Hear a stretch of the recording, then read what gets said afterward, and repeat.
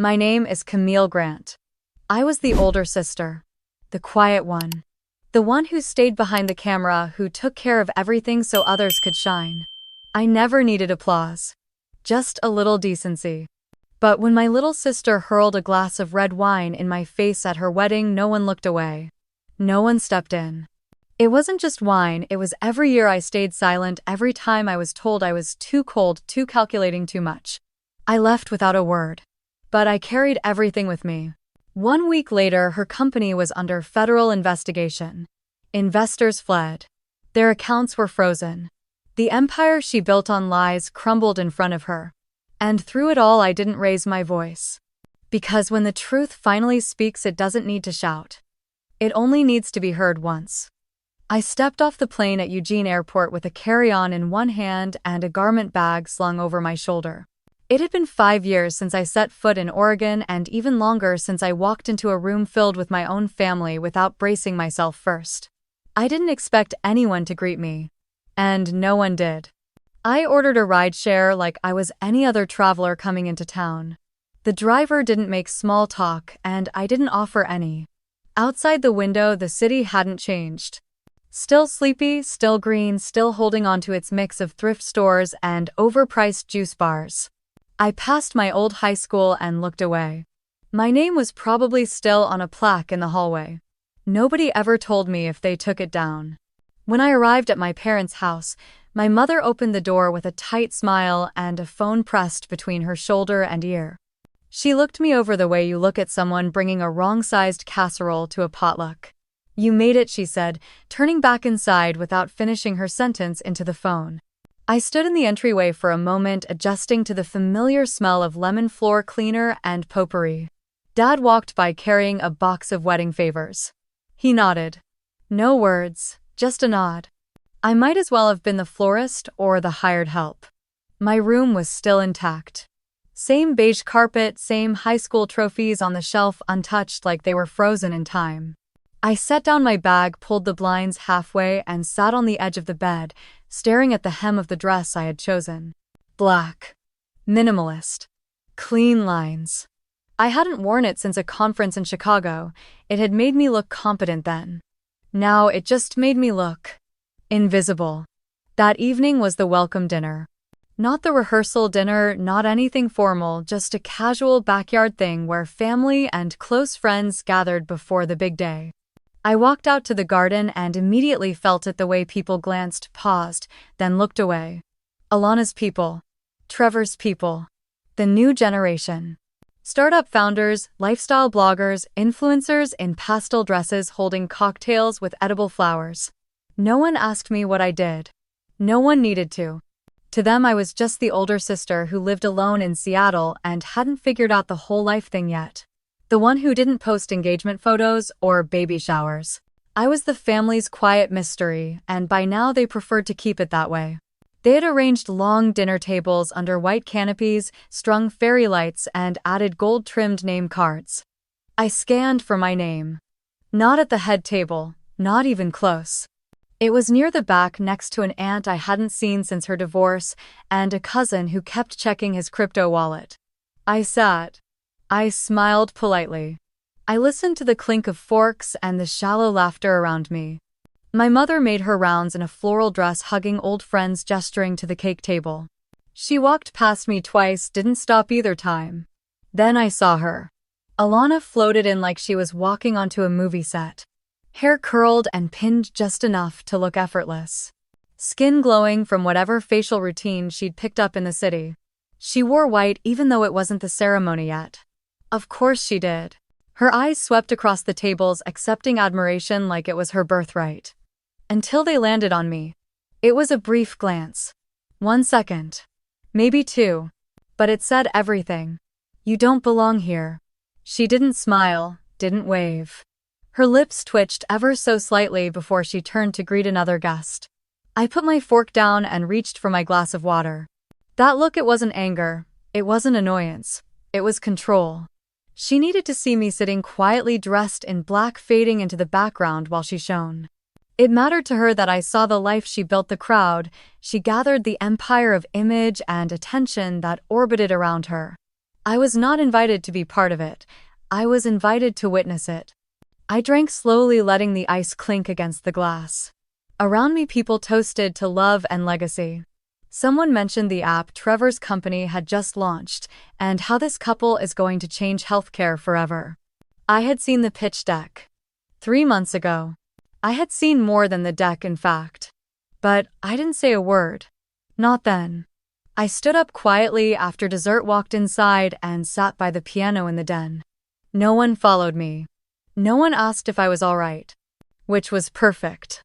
Because I was. The silence wasn't heavy. It wasn't lonely. It was space. Space to remember. Space to feel. Space to let that one look, Alana's look, settle deep into my chest. This wasn't about being forgotten. It was about being erased. And I was just beginning to realize I wasn't the one disappearing. Not this time.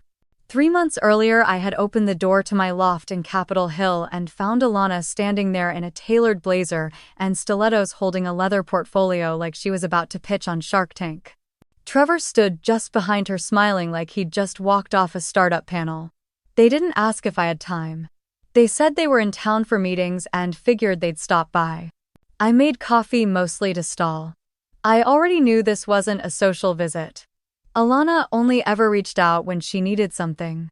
I just hadn't figured out what she wanted yet. They sat on my couch, spreading out documents and a sleek PowerPoint printout with the Helixwell logo embossed in silver. Camille, Trevor started, "We know how much you care about smart, responsible investment. That's exactly what we're doing here. We just closed Series A, but we're structuring a bridge round now. 2 million. Clean terms. No nonsense. We wanted to give you first look."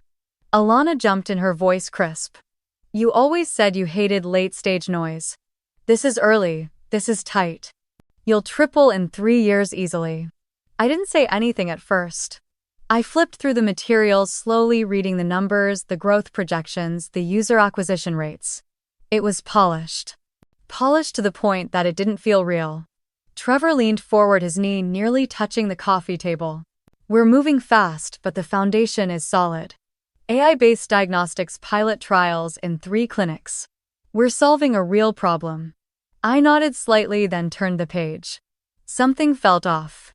It wasn't the technology, it was the money. The margins were too clean. The burn rate too low for the stage they were in. I checked the cap table.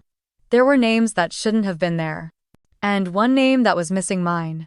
"Where's the audit report?" I asked. Trevor blinked. "We haven't finalized Q2. We're waiting on a few contracts to close before pushing that through. And your last one," Alana shifted. "That's not relevant.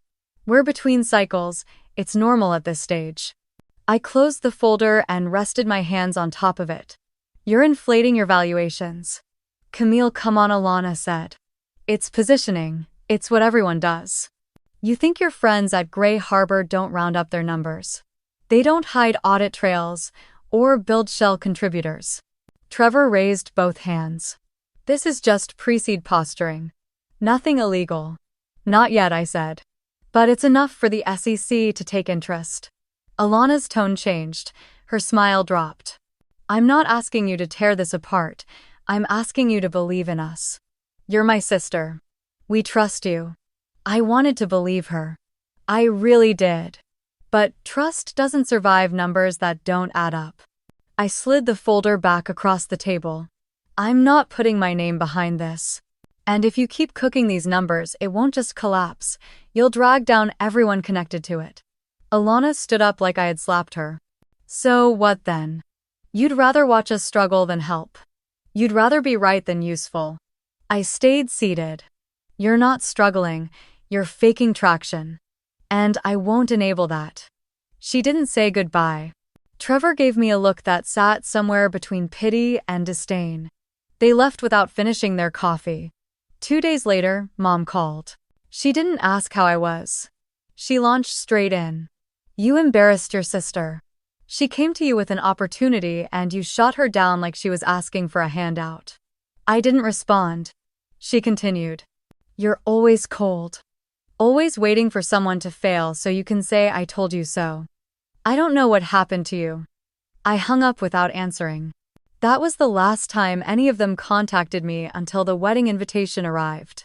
Now sitting under a string of fairy lights while the scent of roasted chicken and champagne drifted through the garden, I felt it again. That sharp edge under the surface. The quiet tension that always came after I said no.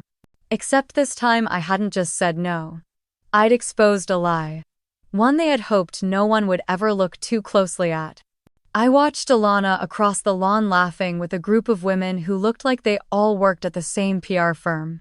Her voice carried easily. She was radiant. Untouchable. For now. But I knew what sat underneath that polish. I had seen the gaps, the padded contracts, the missing documents, the false titles. I had looked into the structure and found air where there should have been steel. And yet here she was. Toasts being raised. Smiles offered. Money promised. As if all she needed to do was smile a little brighter and everything else would hold. Trevor passed by my table without making eye contact. He hadn't aged a day, but there was something tighter in his jawline, something pulled. He was good at looking composed. But not perfect. Never perfect. I tapped the stem of my glass. The ice had melted. My dress clung slightly at the waist. The air was warm and thick, full of unspoken things. A waiter came by offering dessert. I declined. I wasn't hungry. I wasn't angry either. But I wasn't done. The photographer called for family to gather near the arbor.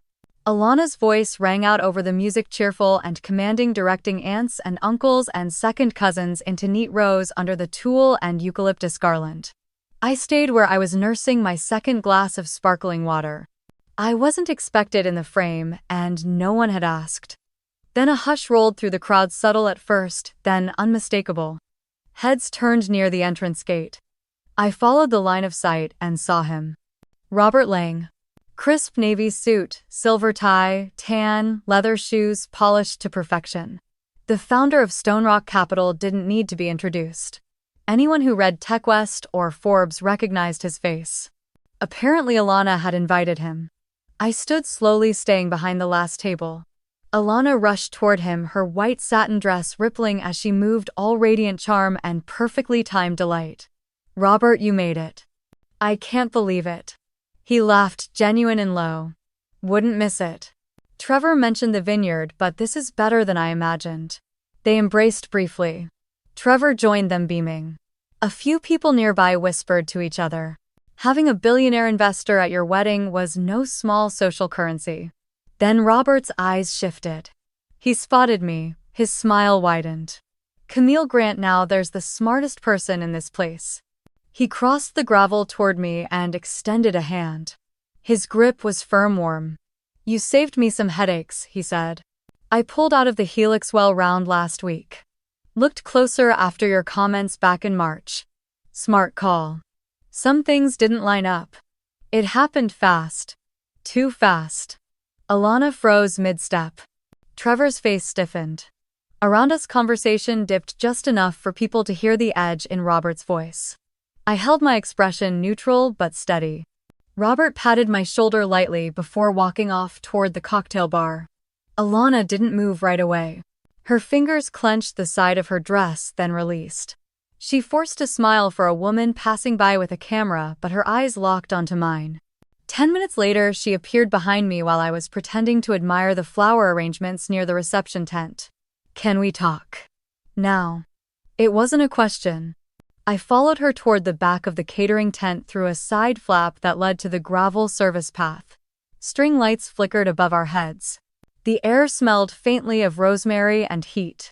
"What the hell did you say to him?" she snapped. I looked at her, calm. "Nothing I haven't said to you. You talked to Robert Lang about our internal numbers. He talked to me, Alana, and you should be more concerned with what he saw than who he saw it with." She took a step closer. Her face was flushed not with embarrassment but with fury. "You always do this. You wait in the shadows, then ruin everything when I'm finally ahead." I raised an eyebrow. "Ruin everything?" He made a choice. I didn't ask him to. "You undermined me, Camille. You've always hated that I had something you didn't." I let out a quiet laugh. I haven't hated you, Alana. I've protected you more times than you'll ever know. But I won't cover for you. She went, still breathing shallow. If Helix well crashes, you'll go down with it, I said. Your name is on everything. Maybe you should be more careful about how you treat people who know what you're hiding. She stared at me like she didn't recognize me. Then, without a word, she turned and disappeared into the tent. I waited another 30 seconds, straightened my dress, and walked back toward the main area. The crowd was gathering near the bandstand. The photographer had returned, calling for the bridal party and close family. My name was called too. It surprised me. I stepped forward slowly, watching Alana on the stage, her mouth tight, her posture locked. Trevor stood behind her, speaking with his brother. I climbed the 2 steps and stood beside our parents. My mother smiled stiffly. My father barely looked at me. The photographer raised his camera. One moment, Alana said. She picked up a fresh glass of red wine from the side table, adjusted the bodice of her gown, and stepped toward me with steady feet. I saw it coming, but I didn't move. She raised the glass and, without flinching, threw the contents into my face. Gasps scattered across the lawn. The wine hit my cheek, soaked the neckline of my dress, splashed down the front. It wasn't cold. It wasn't hot, just wet and acidic. The camera clicked anyway. Alana lowered the empty glass and walked back to her place without looking back. I blinked once. Twice. Someone handed me a napkin. I didn't take it. I looked out at the sea of stunned faces. Then I stepped down from the stage and walked carefully and without hurry back through the tables, past the appetizers, past the cake. No one tried to stop me. No one called my name. And I was glad for that. I took the elevator to the 4th floor of the hotel, walked to my room, and didn't turn on the light. The dress clung to my skin, wine-stained and stiff, but I didn't change. I sat on the edge of the bed, shoes still on, and stared at the wall. For a long time, I heard nothing but the low hum of the mini fridge and my own breath. Then I stood up, peeled off the dress like I was shedding skin, and tossed it onto the armchair. My laptop sat closed on the desk beside the television. I opened it. The last email I had received from Alana was dated the 12th of February. Subject line: preliminary Q1 projections, for your eyes only. That had been her way of saying, look but don't share. Don't judge. Don't intervene. I clicked it open. Attached were 3 spreadsheets, a pitch deck, and a folder labeled Systems Archive. Back then, I had skimmed the attachments, seen the problems, and walked away. But now, under the weight of what had happened tonight, I opened each file with purpose. The pitch deck hadn't changed much since the last round they had raised. Same projections, same exaggerated partnerships, same photos of clinic interiors that looked suspiciously like stock images. The spreadsheets, however, had been reworked. The formatting was tighter, the summaries cleaner. Too clean. These weren't updates, they were rewrites. I opened the Systems Archive folder. Inside were internal security workflows and access logs for the company's data room. Most people would have deleted these after use. Alana hadn't. I recognized my own formatting.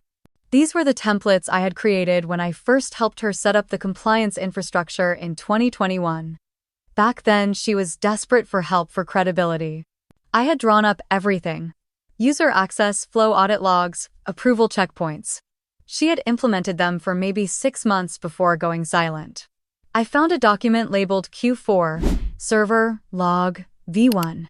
The file path said it had been modified 3 times. Last edited the 17th of April. That was after I declined to invest. I ran a quick compare against the original I still had stored in my own archives. Lines had been cut. IP addresses rewritten.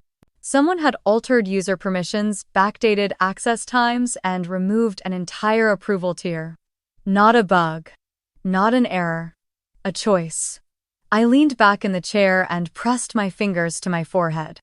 This wasn't about family anymore. This was about accountability. I opened my contacts and tapped the name Lisa Monroe. She picked up on the second ring. Please tell me you're calling to complain about bad wedding music and not white-collar fraud, she said. I smiled for the first time in hours. Can I send you something? Always. 10 minutes later, we were screen sharing. Lisa sat cross-legged on her living room couch, glasses perched on her nose, hair in a bun.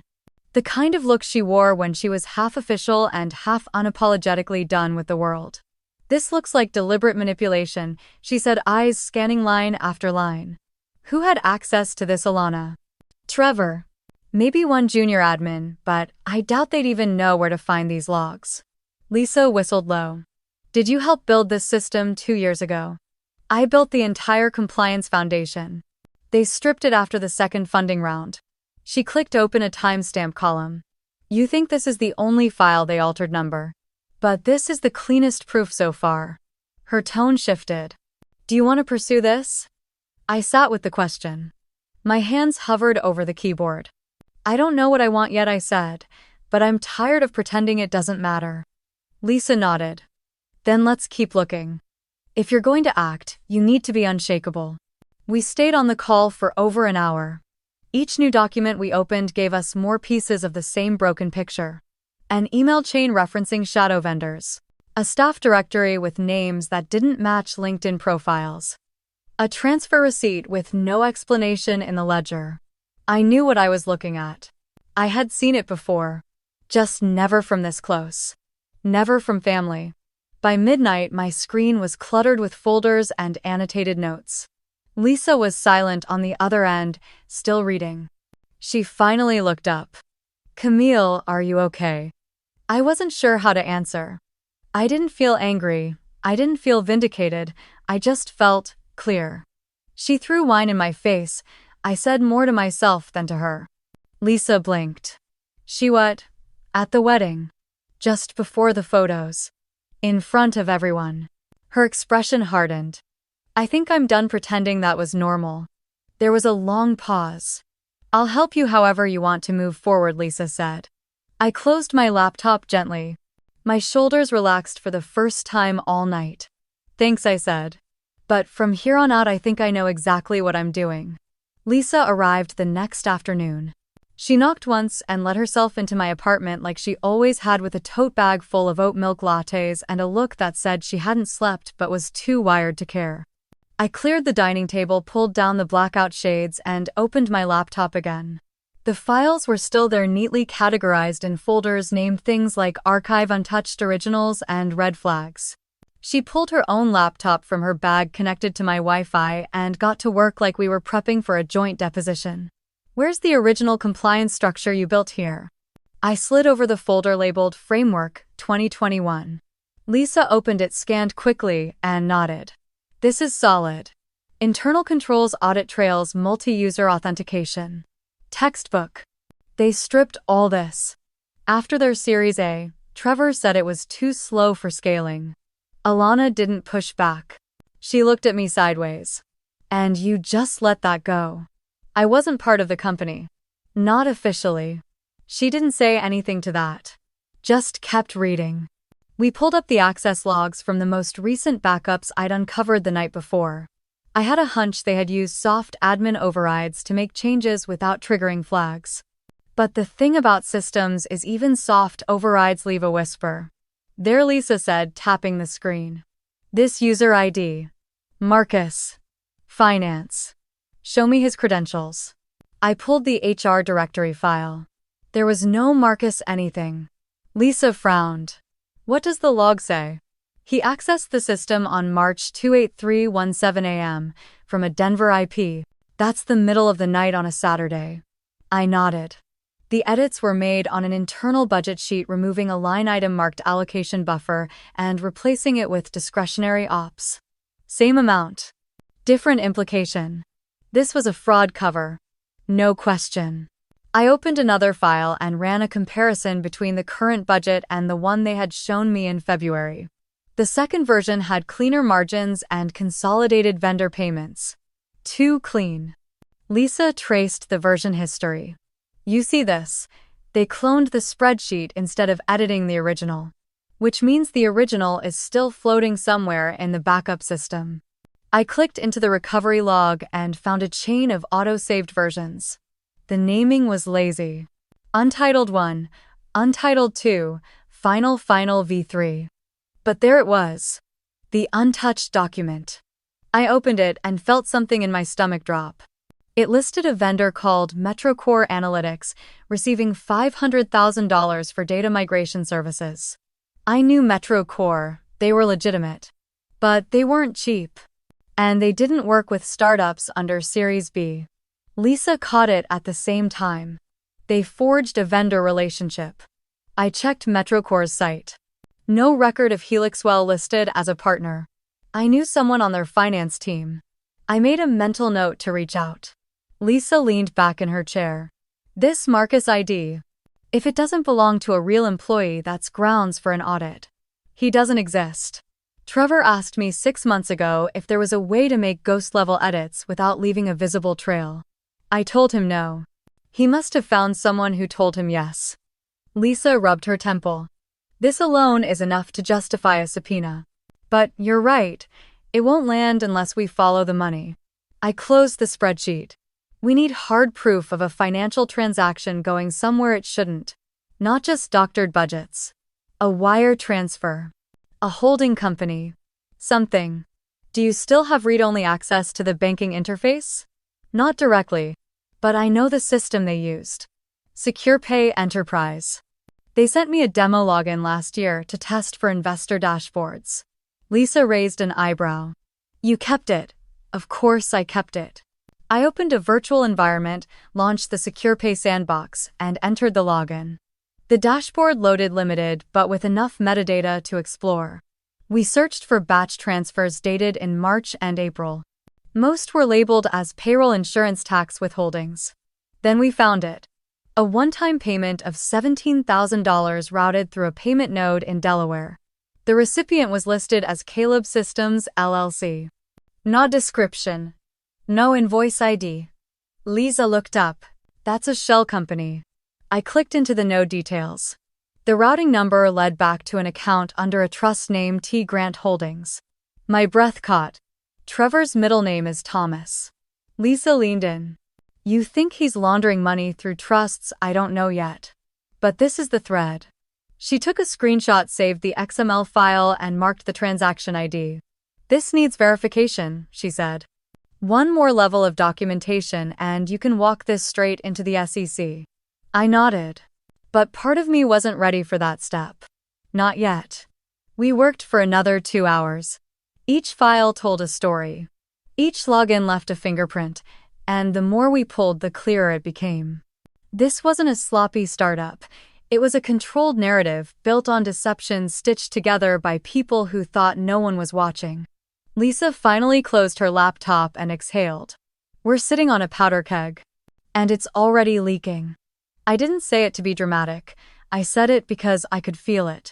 In the timing. In the silence from Alana.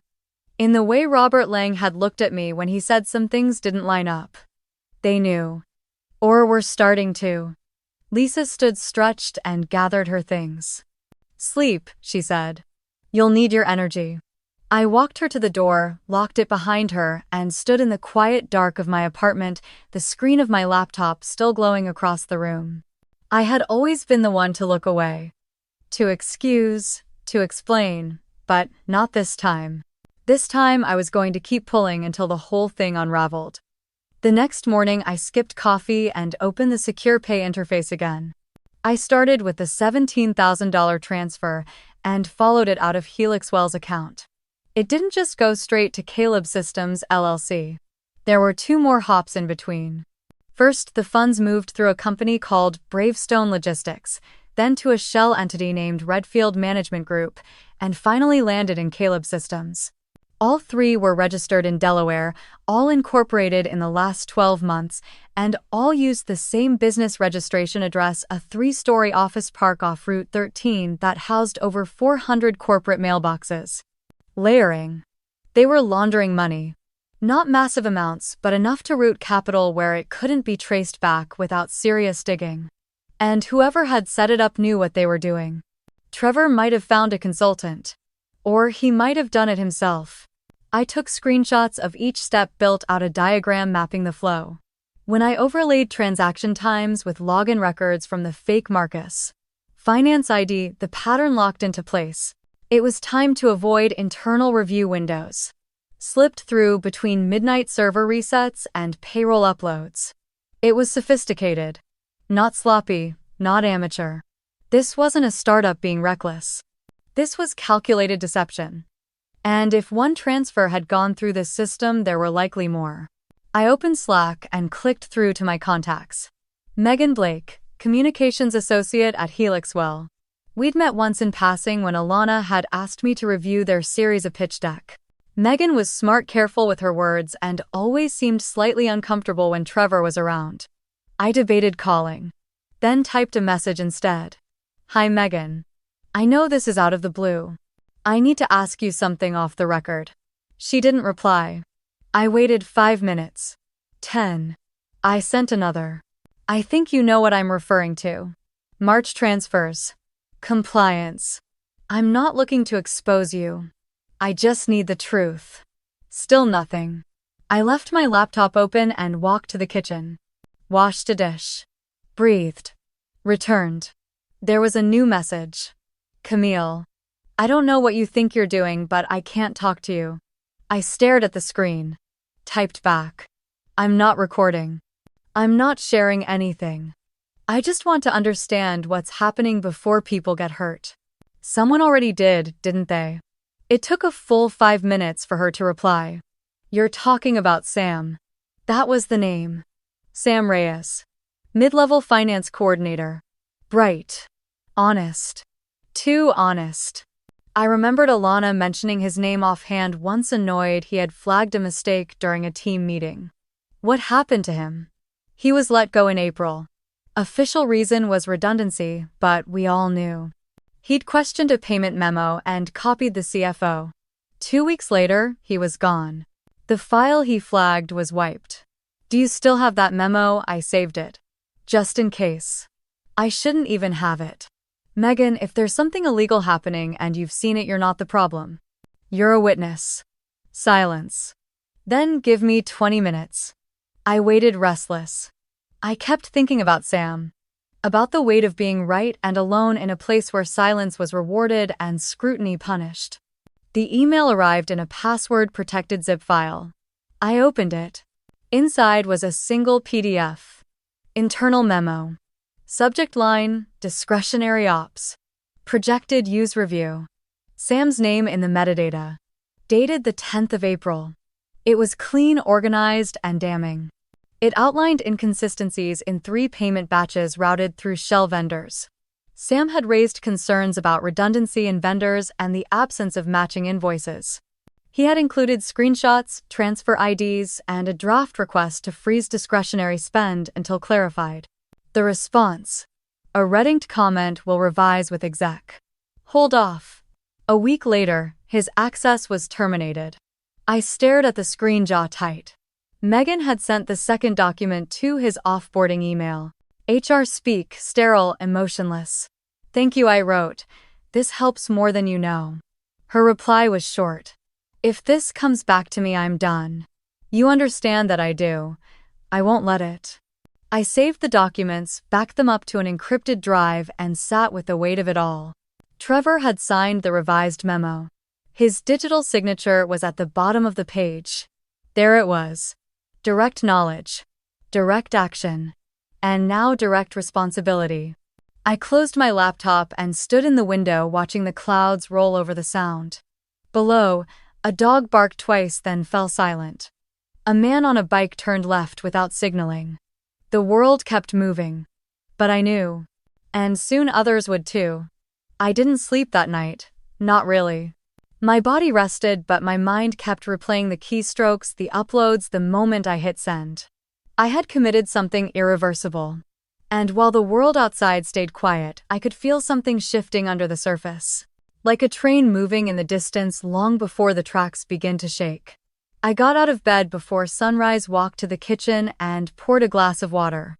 My throat was dry, my palms still cool from the weight of what I'd done. The file was gone. The USB destroyed. My hands were clean, at least in the physical sense, but I knew this wasn't over. Not yet. I spent the morning pacing my apartment in downtown Seattle. The windows let in a pale orange light that made everything look softer than it was. I didn't turn on the news. I didn't check my email. The only screen I looked at was the one showing the security camera at my building's front door. At 10:14 a.m., my phone vibrated. Unknown number. I let it ring twice before answering. Miss Grant. A male voice. Calm, deliberate. Not familiar, but not threatening either. Speaking, I said. This is Special Agent David Ramos with the SEC. I wanted to let you know that the documents you sent have been received. We are opening a preliminary review. If we need further verification, we'll be in touch. But based on what we've seen so far, thank you. He didn't elaborate. He didn't need to. I heard what wasn't being said. This wasn't just some complaint tossed into a pile. It had triggered something. A process. An investigation. I thanked him and hung up hands, trembling slightly. 2 hours later, I got a text from Lisa. Turn on Channel 7. Now. I grabbed the remote and switched on the local news. There, in sharp resolution, was the exterior of Helixwell's main office building. Reporters, cameras, a cluster of agents with windbreakers labeled SEC and IRS. A voiceover spoke about an unannounced investigation into possible securities fraud, misuse of investor funds, and willful manipulation of internal data. Alana's face wasn't shown. Not yet. But the Helixwell logo was everywhere. Clean, bright, polished, and now tainted. I stared at the screen, unmoving. I had imagined this moment a dozen different ways. Screaming headlines, tears, maybe even an apology if I were delusional enough to believe in them. But the actual moment was quiet. Just me. Alone in my apartment. Watching something I'd known for months finally catch fire. Eric Lang posted a short article within the hour. Factual, understated, and devastating. An anonymous whistleblower has provided financial regulators with internal documents showing potential misconduct inside Helixwell, a fast-growing healthcare startup led by Alana Bishop and Trevor Knox. Sources close to the matter confirmed discrepancies in vendor transactions, user permissions, and unregistered accounts linked to company funds. No names, no opinions, just pressure applied exactly where it hurt. I stared at my phone for a long time. Part of me wanted to call my mother to hear what she had to say. But another part knew the silence would be louder than anything she could offer. In her mind, I was still the cold one. The overachiever. The difficult daughter. Even now, when the evidence was public and damning, I doubted she would shift her view. I texted Lisa instead. They moved fast. She replied instantly. Because they knew it was real. That night, I walked to the park a few blocks away. It was cold enough to need a coat, but I didn't mind. The air cleared my head. I sat on a bench under a maple tree watching the last few joggers loop around the trail. A couple passed by with their dog laughing quietly about something mundane and sweet. None of them knew what had happened that day.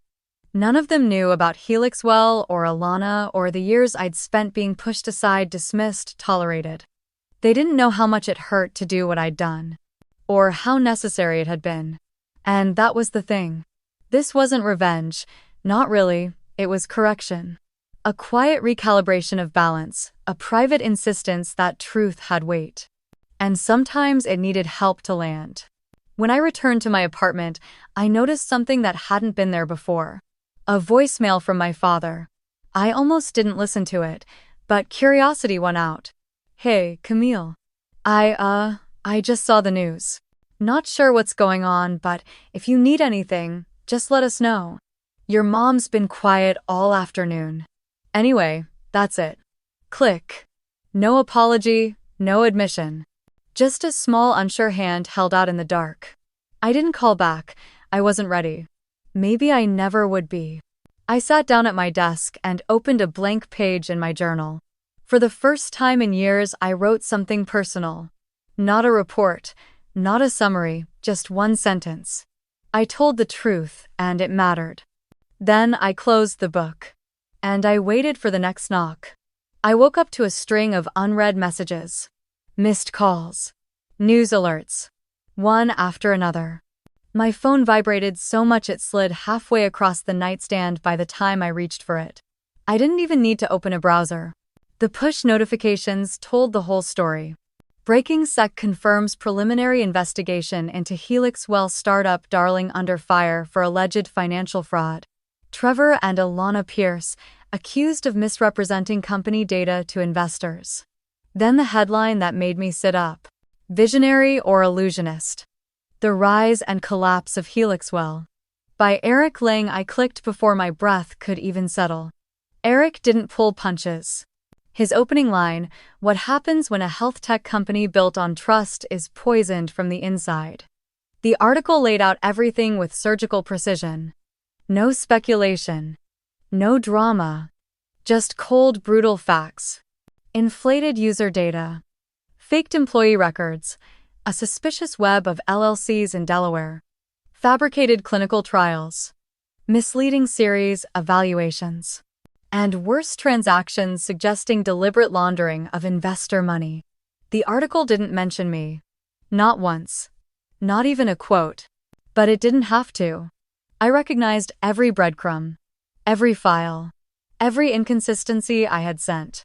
He had built the perfect house of cards brick by broken brick. Within the hour, the story was everywhere. It was on every major outlet, financial blog, tech podcast. Twitter was on fire. Reddit had 4 threads trending by noon. Investors began releasing cautious statements, carefully distancing themselves. I sat at the edge of the bedrobe, still wrapped around me, hands loose in my lap. The sun hadn't even fully risen outside, but their world had already started to fall. It didn't take long before the video surfaced. Alana and Trevor, standing in their downtown condo kitchen, badly lit, faces stiff. The title, Helix Well Founders Respond to Allegations. I watched silently. Trevor spoke like he was reading a hostage note. Alana clutched a coffee cup like it was the only thing keeping her from shaking. They denied everything, called the accusations disinformation and vindictive sabotage, claimed someone had manipulated internal data, and that they welcomed the investigation to clear their names. But the fear was already in their eyes. The cracks too visible. By lunchtime, Stone Rock Capital announced it was withdrawing from all negotiations. 2 angel investors confirmed they had frozen further funds. The startup incubator they once flaunted on LinkedIn removed Helix Well from its alumni page. And then my phone rang. I let it buzz twice before answering. It was my mother. "Camille. Have you seen the news?" Her voice was clipped. Too calm to be genuine. "I have," I said. There was a pause. I could hear her breathing. Preparing. "Did you do something? Did you send something?" Her tone was less curiosity and more suspicion. She wasn't calling to check if I was all right. She was calling to make sure I hadn't embarrassed the family. I waited a beat before replying. "I'm just a guest, remember." Silence. Then the click of the line going dead. I stared at the screen for a long moment. No anger, no sadness. Just an overwhelming sense of confirmation. This was who they were. This had always been who they were. The difference now, I didn't care. By mid-afternoon, the SEC's official press release hit the wires. A formal investigation had begun. An internal source confirmed subpoenas were being prepared. A freeze was being considered on Helix Well's primary accounts. I didn't celebrate. Instead, I called Lisa. She answered on the first ring. "It's happening," I said. "I know. You should see the chatter in our firm's back channels. Everyone's watching this case." "Is my name anywhere?" "Not yet. You are clean, and you're protected under whistleblower regulations anyway." I nodded even though she couldn't see. Later that evening, I watched a panel discussion on Bloomberg. 3 analysts. 1 lawyer. All dissecting the Helix Well situation like a rotting cadaver. One of them said something that stuck with me. "This isn't just about a startup gone rogue, it's about the culture of unchecked ambition. When transparency is treated like a nuisance instead of a necessity." I poured a glass of wine. Not to toast. Just to mark the moment. Across the city, my sister's name was being dissected. Her reputation spiraling in real time. I imagined her watching it all. Staring at her screen the way I had once stared at empty chairs at family dinners, wondering how things turned so fast. So final. And yet the most satisfying part wasn't her pain, it was the silence after. The calm. I had done what needed to be done. Not out of revenge, not anymore. But because someone had to stop pretending everything was fine. Because truth deserved a witness. Because I had lived too long in the shadows of people who only saw me when they needed something. Now they'd see the consequences. And for once, I didn't have to explain myself. I shut the television off, slid the curtains closed, and turned off every light. For the first time in years, I slept without waking. I woke up to the phone vibrating against the nightstand. It was still dark, the kind of early morning hour when only bad news travels. Alana. For a moment, I considered letting it ring out. I wasn't ready to hear her voice, not after everything. But curiosity, or maybe something closer to duty, made me answer. She didn't say hello, just launched in her voice, hoarse and shaking like someone trying to hold herself together with tissue paper. Everything's falling apart, Camille. I stayed quiet. They froze Trevor's accounts. The SEC questioned him yesterday. This morning we got a call from a journalist who said they had internal memos. My name is all over them. She was crying now, but it wasn't grief. It was panic. I asked, "Did you talk to a lawyer?" She ignored that. Instead, she said, "You did this, didn't you?" Her voice cracked on the last word. I could practically hear her pacing whatever hotel room or house she was hiding in. "You couldn't stand to see me succeed. You've always hated that I got attention, that people listened to me. You think I wanted any of this?" She scoffed. "Don't act like you're above it. You've always looked down on me, always so cold and calculated, always pulling away when I needed you. I built something real, Camille. I built a company. A future." I finally said, "You built a house out of matchsticks and put a candle in the middle." Her breath caught. "Don't lecture me about honesty when you doctored your financials, when you pushed out anyone who asked questions. You didn't build a future. You built a bomb. And now it's ticking." She exploded then. Called me a sociopath. Said she should have known I'd betray her. That I'd been plotting this for months.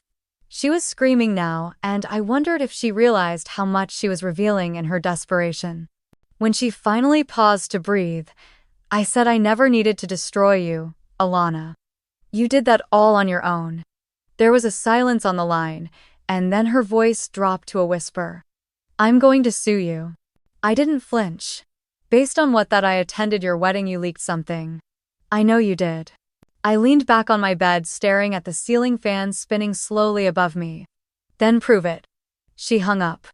I set the phone down, not shaken, not smug, just calm. I had known this call would come. She needed someone to blame. And Trevor, for all his shady maneuvering, wouldn't be the one to take the fall in her eyes. That's the thing about people like Alana. They never break the mirror. They look for someone to throw it at. By noon, I'd received 3 calls from unknown numbers and a text from my mother that simply read, "What did you do?" I didn't answer. I didn't owe anyone a version of events shaped by their guilt.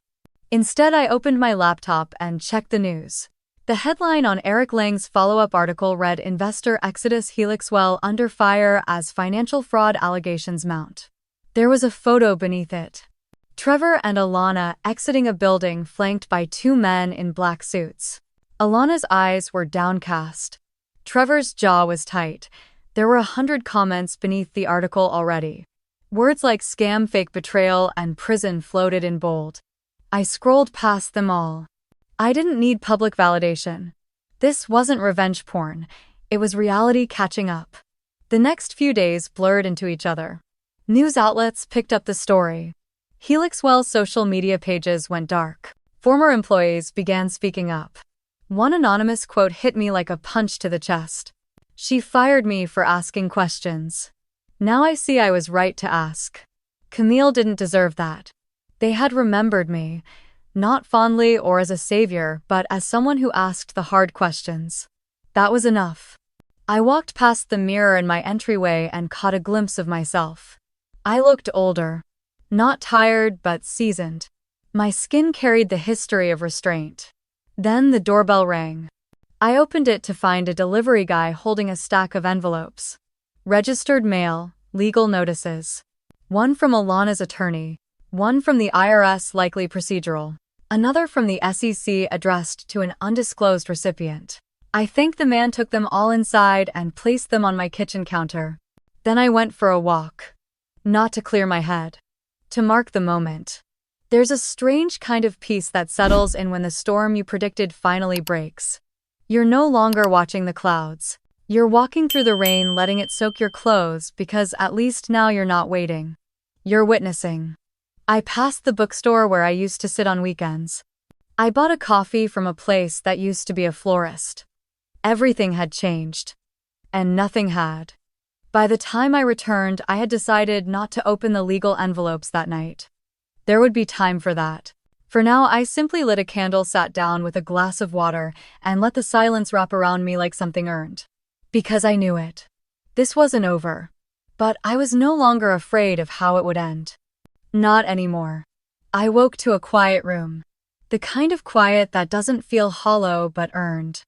Morning light spilled across my hardwood floors, cutting lines through the half-packed boxes that sat in the corner of my living room. I stared at them for a moment before rising, wrapping myself in my robe and walking into the kitchen. I poured a cup of coffee black the way I used to drink it before things got complicated. I didn't check the news. Not that morning. I didn't open my inbox or skim social media or refresh any threads. I already knew what the world was saying. And for once it didn't matter. Instead, I opened the storage closet and pulled down the last photo albums from the top shelf. Dust coated the covers. These were the kinds of things I had moved from apartment to apartment across cities and seasons, always intending to go through but never really brave enough to face. Until now. I sat cross-legged on the floor, flipping through pages of childhood birthdays and holiday dinners. There was one photo of Alana and me at the beach, both sunburnt and smiling, holding melting popsicles. I didn't remember that day, but we looked happy. Real. Untouched by pride or fear or whatever had grown between us like ivy. I pulled the photo out and set it aside. Not to keep, just to acknowledge. The rest went into the bin. By early afternoon, my apartment looked stripped of sentiment. I'd left only what I needed and what I loved. My old records, my worn copy of Meditations, my signed legal bar certificate tucked into a simple frame. No trophies, no reminders of titles I never cared for. Lisa came by around 5. She brought a bottle of Syra and 2 takeout containers from that Greek place I liked but always felt guilty ordering from. We sat at my dining table, which was just a wooden slab on metal legs, no tablecloth, no centerpiece. It felt honest. She poured us both a glass, raising hers before speaking. To clean breaks, she said. To earned endings, I replied, clinking my glass to hers. We ate mostly in silence, the kind that feels full, not forced. When we finished, I leaned back in my chair and stared out the window. Seattle's skyline was starting to blur into dusk, and I realized how long it had been since I simply watched the day end. You're not going to ask how it all turned out, I said, a small smile forming. Lisa shrugged. I figured if you wanted to tell me you would. I did. Slowly. I told her about the final report I submitted. About the anonymous inbox I created for the SEC. About the failsafe drive I mailed to a third-party journalist friend in case anything suspicious happened. About deleting the last traces of my name from every piece of it. Lisa listened, then nodded. You didn't just pull the plug, she said. You made sure they couldn't plug it back in. That wasn't the goal, I said. But maybe it was part of it. She watched me for a long moment, swirling the wine in her glass. So, you feel lighter? I shook my head. That was the wrong question. I didn't do this to feel lighter. I did it because I was tired of pretending it didn't matter. Of letting things go that should never have been let go. Lisa raised an eyebrow. You think she'll ever see it that way? No, I said. But that's not mine to fix. We sat a little longer, talking about things that weren't Helix Well or Alana. About books we wanted to read, movies we never got around to, the weather patterns we pretended to understand. It was the most normal I'd felt in years. When she left, I walked her to the door, hugged her once, then locked it behind her. I turned back to my apartment and exhaled. Later that night, I opened my laptop for one last task. I logged into an old shared drive, one I hadn't touched in almost 2 years. It was a private archive I'd kept from my days consulting startups long before Helixwell. I skimmed through folders of compliance templates, investor decks, forensic audit tools. I made copies of the clean ones. I deleted the rest.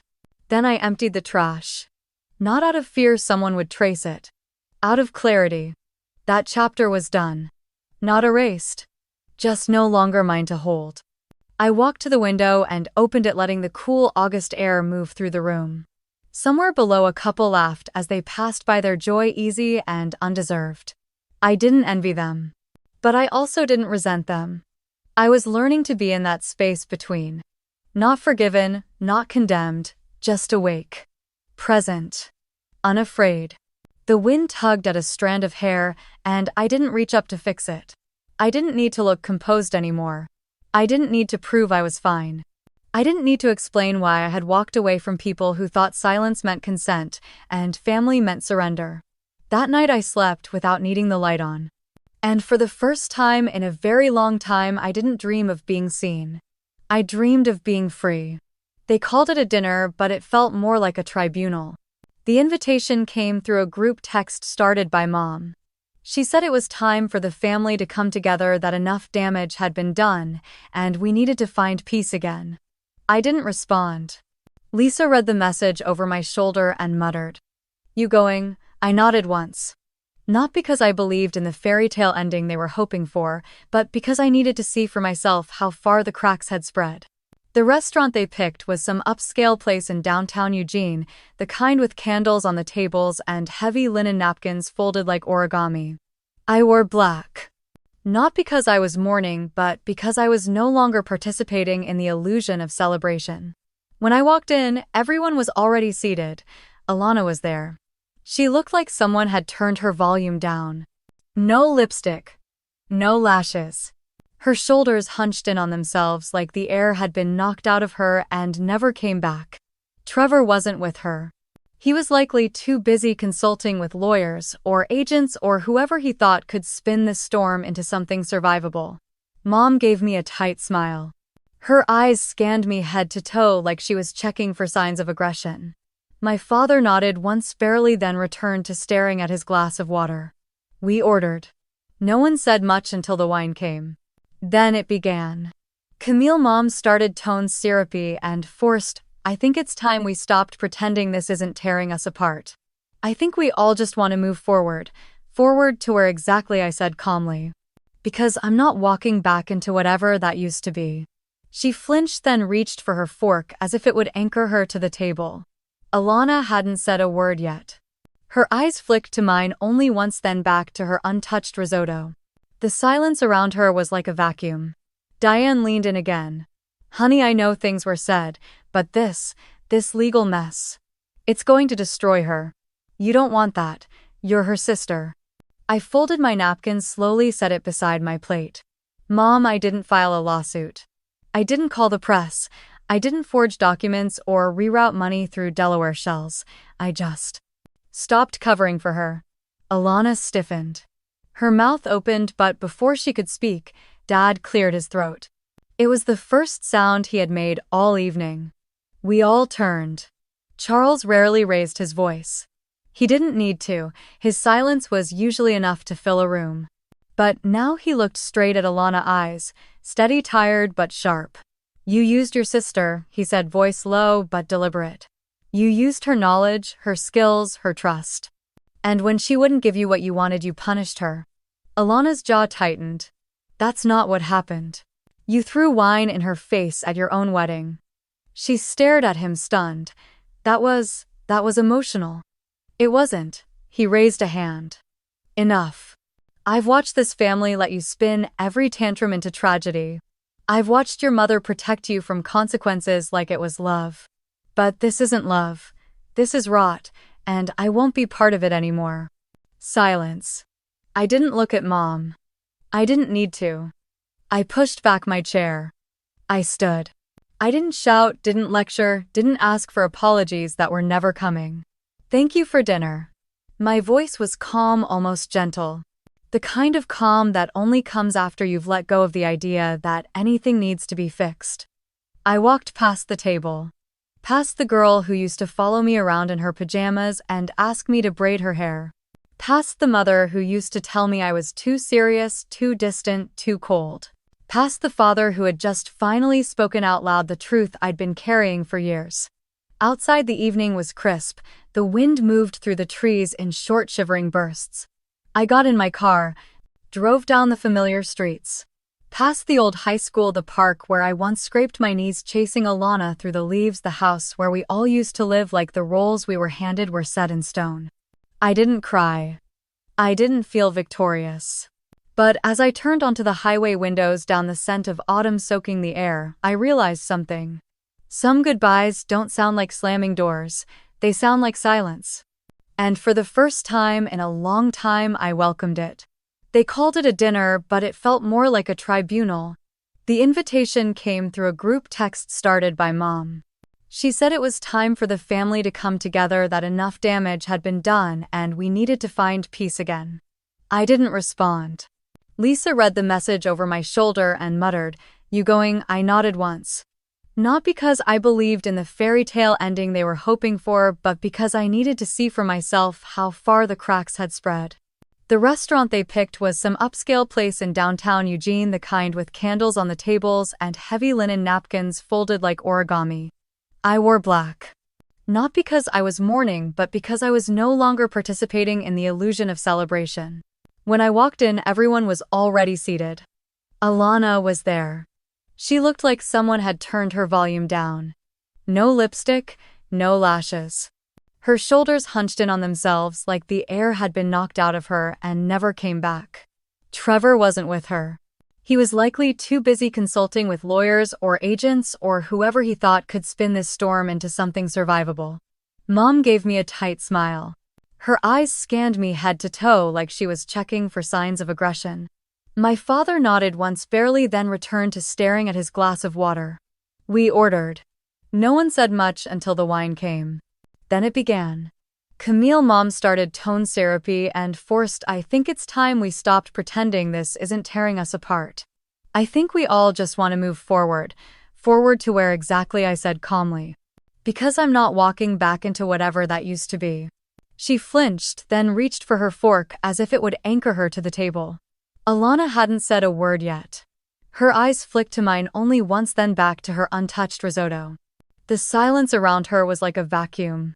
Diane leaned in again. Honey, I know things were said. But this legal mess, it's going to destroy her. You don't want that. You're her sister. I folded my napkin, slowly set it beside my plate. Mom, I didn't file a lawsuit. I didn't call the press. I didn't forge documents or reroute money through Delaware shells. I just stopped covering for her. Alana stiffened. Her mouth opened, but before she could speak, Dad cleared his throat. It was the first sound he had made all evening. We all turned. Charles rarely raised his voice. He didn't need to. His silence was usually enough to fill a room. But now he looked straight at Alana, eyes steady, tired, but sharp. You used your sister, he said, voice low but deliberate. You used her knowledge, her skills, her trust, and when she wouldn't give you what you wanted, you punished her. Alana's jaw tightened. That's not what happened. You threw wine in her face at your own wedding. She stared at him, stunned. That was emotional. It wasn't. He raised a hand. Enough. I've watched this family let you spin every tantrum into tragedy. I've watched your mother protect you from consequences like it was love. But this isn't love, this is rot. And I won't be part of it anymore. Silence. I didn't look at Mom. I didn't need to. I pushed back my chair. I stood. I didn't shout, didn't lecture, didn't ask for apologies that were never coming. Thank you for dinner. My voice was calm, almost gentle. The kind of calm that only comes after you've let go of the idea that anything needs to be fixed. I walked past the table, past the girl who used to follow me around in her pajamas and ask me to braid her hair, past the mother who used to tell me I was too serious, too distant, too cold, past the father who had just finally spoken out loud the truth I'd been carrying for years. Outside, the evening was crisp. The wind moved through the trees in short, shivering bursts. I got in my car, drove down the familiar streets, past the old high school, the park where I once scraped my knees chasing Alana through the leaves, the house where we all used to live like the roles we were handed were set in stone. I didn't cry, I didn't feel victorious. But as I turned onto the highway, windows down, the scent of autumn soaking the air, I realized something. Some goodbyes don't sound like slamming doors, they sound like silence. And for the first time in a long time, I welcomed it.